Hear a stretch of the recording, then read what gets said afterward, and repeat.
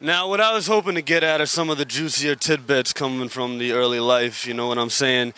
I read that you didn't realize that you wanted to get into hip-hop until you were locked up.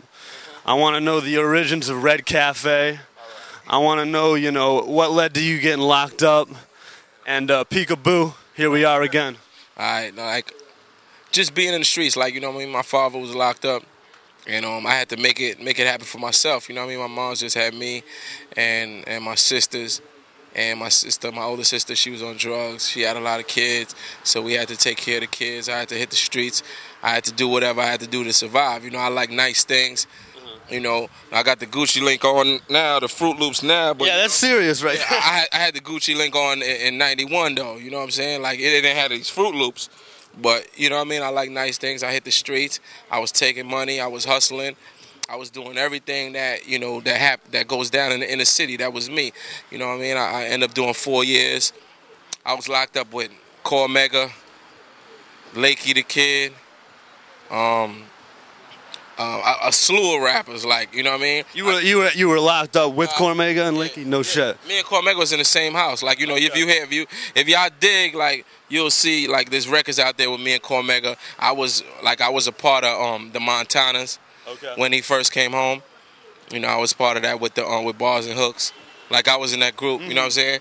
And you know, I just seen other things for myself. Like, you know, I was a boss and I hit the streets and I know that I could turn it up. So like, you know what I mean? Was he instrumental in shaping you wanted to be into hip hop and wanting to rap and all that? Did you meet him in jail or did you know him before that? Nah, I met him in jail. I met him in Mid-State. You know, like Nas would write him all the time. And yo, I'm on the road with Black Moon. You know what I'm saying? We would read the letters or whatever. We go to the yard. That's my dog. Like, he would hold me down in the yard. We battling dudes, tearing them up or whatever like that. You know what I'm saying? That was my dude. Like, So that was going down during the time when Nas was writing Cormega before they, you know, split ways. Yeah, nah, they didn't split till after he came home and they ran into their whatever, like, you know, I guess monies or whatever came in between them. But, yeah, he was writing them, like, every other week. Like, he was on tour with Black Moon. He was doing his thing. Buckshot was tearing it up. Buckshot is really probably, like, my biggest influence in the game, you know? Really? Buckshot. All right, the BDI Thug. Yeah. We're a big fan. We're a big fan of the boot camp here in Boston. Yeah, that's my dude. Shout out to Smith & Wesson, Buckshot. Those my homies or whatever like that. But, I mean, what kind of an environment is jail in terms of getting into hip-hop? Is everybody into rap there? Can you listen to the radio, like, certain times of night or whatnot? I mean, I do radio here in Boston, and I know we got a big population of people calling up shout-outs for people locked down. How important is it? Well, back then, when I was locked up, I mean, people really loved it, man. You know, it was really just getting this real shine, like really going, like albums going platinum, back to back or whatever like that. You know, Nas' album was out. And it was really leaving its mark. So 'cause that was 92 to 96, right? When you were locked down? Yeah, I was locked up. Yeah, 92 to 97. Okay. Yeah, you know what I'm saying? I came home January 97. And it was a beautiful thing, man. You've been doing your homework, man.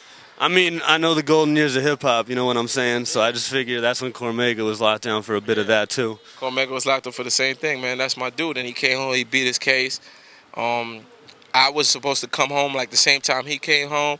I ran into another jam, like, you know, when you about to come home, like, dudes start feeling like it's sweet. You want to go home, and they don't want you to go home. They want you to go home.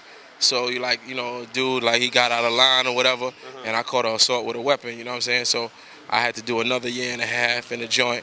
I got arrested in Albany. Went through all that shit. Wait, after you got out? No, this is like I made. When you were locked down? Yeah, I made my board, and I'm supposed to come home like 3 weeks before I come home. You know, dude, get out of line, so I got to handle my business, and I got another year and a half for that. That's a long time for handling your business. In the box. Yeah.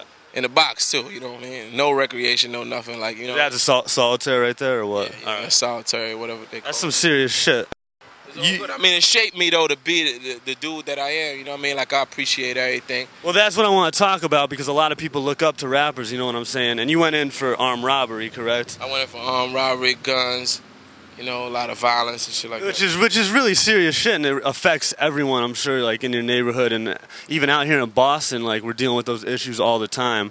And you had been dealing with it since you were young. At 13, you got shot in the neck, I had heard. Yeah, I got shot here, right here in my neck, and it came on my back. Just like same thing, like being a victim of armed robbery, like, you know what I'm saying? Dude pulled out a pistol on me or whatever like that. But like for me, like I'm from the streets. It don't go that easy. You gotta let me know. You can't just pull out a pistol. You know what I'm saying? So I'm fighting dude and I'm jigging him. I had like a little jigger. I'm jigging him and he let off and he shot me in my neck and whatever. I'm still here though. Like I'm here for a reason. You know what I'm saying? But that's the psychology that kind of interests me. You know, you grow up being the victim of it, and then you become exactly like what got you shot to begin with. You become an armed robber when you were getting robbed, and that's why you got shot.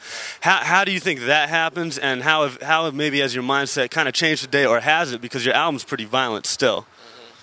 Well, yeah. I mean, I don't glorify it, but I mean, I speak on it. I need the people to know who I am, to know the reason why I am who I am, and you know where I came from. You know what I mean? Hey, we see that. No, Look at that. No, but no. Hey, she's too good to see the camera. It's all.